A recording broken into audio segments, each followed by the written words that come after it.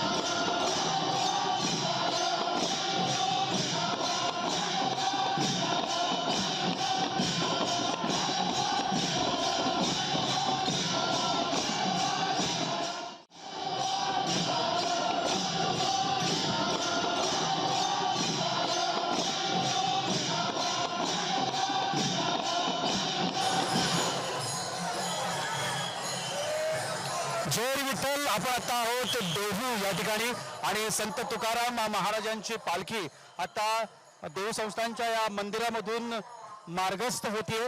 आपण माझ्या पाठीमागे बघू शकता मानाचे अश्व हे या पालखीच्या पुढे असतात। आपल्याला सगळ्यांना माहिती आहे हे मानाचे अश्व आहेत आणि हजारो दिंड्या या पालखी सोहळ्यामध्ये सहभागी होत असतात। हजारो वारकरी, लाखो वारकरी या दिंडी सोहळ्यामध्ये सहभागी होतात। पोलीस प्रशासनाचा चोख बंदोबस्त आपण आता या ठिकाणी पाहतो आहोत। देहूमध्ये जगद्गुरू श्री संत तुकाराम महाराज संस्थान देहू या मंदिरामधून आता पालखीचं प्रस्थान होत आहे।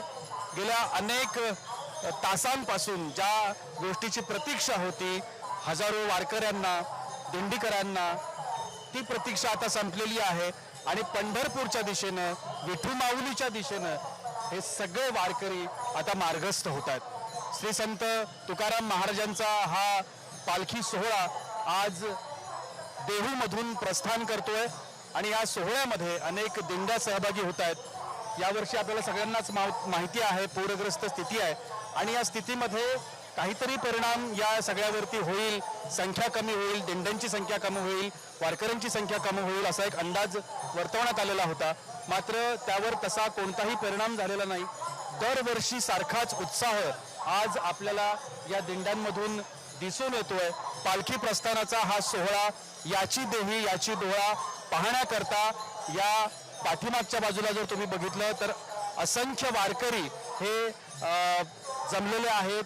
ग्रामस्थ, नागरिक, पंचक्रोशी, देहू आणि देहूच्या आजूबाजूची सगळी पंचक्रोशी आहे त्या ठिकाणाहून सगळे हे वारकरी या ठिकाणी आलेले आहेत आणि हा प्रस्थानाचा सोहळा आपण पाहतो आहोत। आपल्याला सगळ्यांना माहिती आहे की पालखी इथून निघेल आणि इथे बाजूलाच इनामदार वाडा आहे। तुकाराम महाराजांचे जे तिसरे चिरंजीव आहेत नारायण महाराज, त्यांनी 1685 मध्ये हा पालखी सोहळा या ठिकाणी सुरू केला आणि त्यामुळे इनामदार वाड्याला एक स्वतःचं असं ऐतिहासिक महत्त्व आहे। त्यामुळे त्या ठिकाणी पालखीचा आजचा मुक्काम असतो आणि पालखी दर्शनासाठी सुद्धा त्या ठिकाणी ठेवली जाते। त्यामुळे आता इथून या देवळामधून तुकाराम महाराजांच्या ती पालखी इनामदार वाड्यापर्यंत प्रवास करेल आणि त्या ठिकाणी आज मुक्कामाला थांबेल। कॅमेरामन नित्यानंदसह मी प्रशांत सागवेकर, जय महाराष्ट्रसाठी देहूवरून। आपण ही थेट दृश्य बघतोय। तुकोबांच्या पालखीचं आता प्रस्थान होणार आहे पंढरपूरकडे. पालखी रवाना होते आणि अशातच नेमकं तिथं काय घडतंय, कसा उत्साह आहे हे आमचे प्रतिनिधी आपल्याला सांगत होते.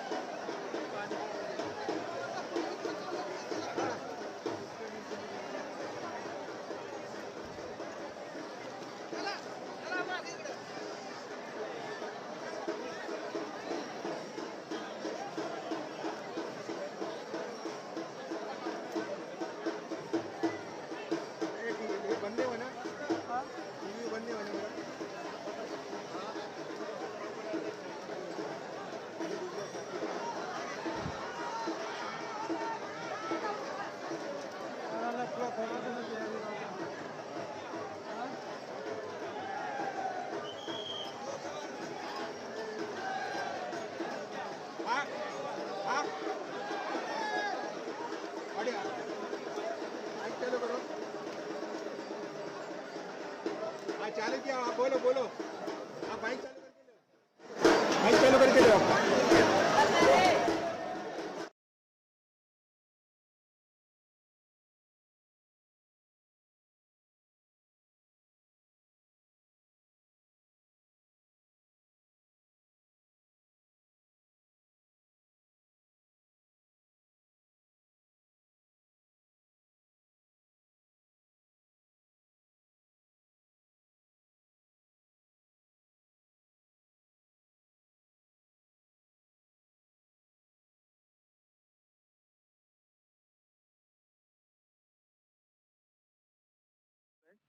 आपण आता देहूमध्ये आहोत आणि या पालखी सोहळ्याची थेट दृश्य तुम्ही सगळेजण पाहत आहात.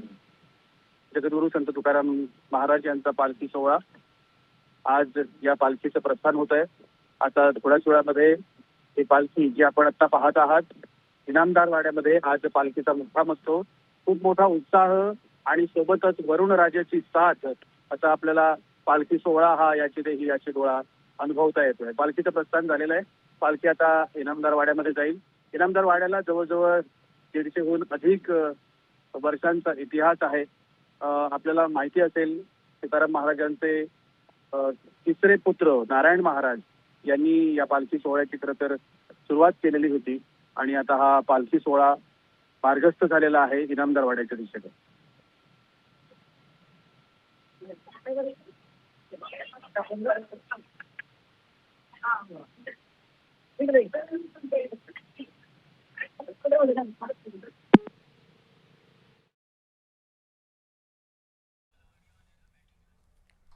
आपण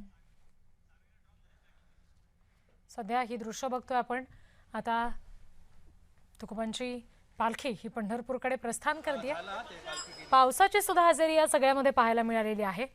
भगवी पताका हातात घेत तुकोबांसह हे शेकडो वारकरी आहेत जे पंढरपूरच्या दिशेनं आता प्रस्थान करतायत.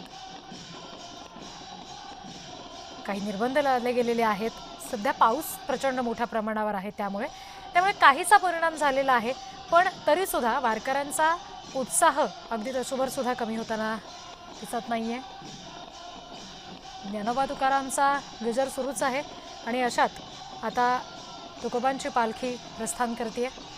अगदी काही क्षणापूर्वीची ही दृश्य आपण बघतोय जेव्हा भगवी पताका हातात घेत डोक्यावर तुळशी वृंदावन घेत असंख्य वारकरी इथे दाखल झाले.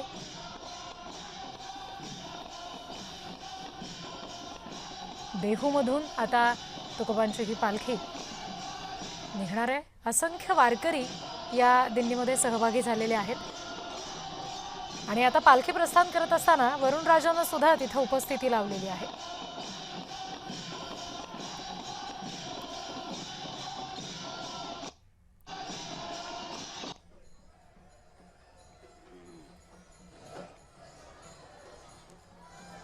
काही वेळापूर्वी या पालखी प्रस्थानासाठी जेव्हा मानाचे अश्व इथे आणले गेले त्याचे दृश्य आपण बघतोय. तर अखंडपणे ज्ञानोबा तुकारामचा होणारा हा गजर सुद्धा आपण ऐकतो.